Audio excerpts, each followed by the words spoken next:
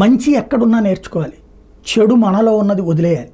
జగన్మోహన్ రెడ్డి గారు నేర్చుకోవాల్సింది చంద్రబాబు మీద ద్వేషం అక్కర్లా, కోపం అక్కర్లా. ఓ రాజకీయ ప్రత్యర్థి, రాజకీయ శత్రువుగా చూడొచ్చు, కానీ రాజకీయంగా ప్రత్యర్థిగా చూడటం కరెక్ట్, రాజకీయ శత్రువుగా చూడకూడదు. ఇక్కడ జరుగుతున్నది ఇద్దరి మధ్యన ఉన్నటువంటి వైరం అదే. ఆయన మొహం ఈయనకి గెట్టదు, ఈయన మొహం ఆయనకి గెట్టదు. కానీ ప్రాక్టికల్గా జగన్మోహన్ రెడ్డి గారు చంద్రబాబు గారి దగ్గర నేర్చుకోవాల్సిన అంశం ఏంటంటే, ఒకటి, అసలు రోజు ఖాళీ ఉండడు, 24 గంటలు తిరుగుతానికి లేకపోతే ఇంటరాక్షన్కే సిద్ధపడతారు. ప్రమాణ స్వీకారం చేసిన రోజు నుండి చంద్రబాబు గారు ఎక్కడ ఆగుతున్నారు?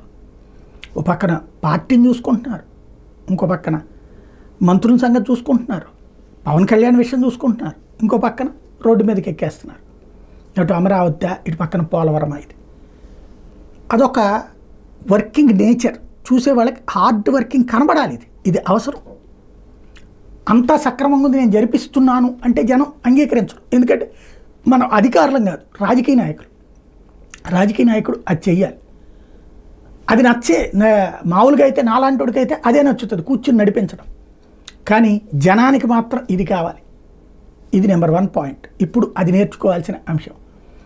రెండోది వచ్చేటప్పటికి మీడియాతో ఇంటరాక్షన్. జగన్మోహన్ రెడ్డి గారు 5 ఏళ్లలో ఒక్కసారి కూడా మీడియాతో ఇంటరాక్ట్ కాల.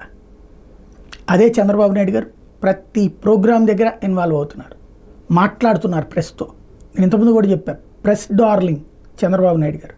ప్రెస్తో చాలా ప్రేమగా ఉంటారు, అభిమానంగా ఉంటారు, వాళ్ళతో మమేకం అవుతుంటారు.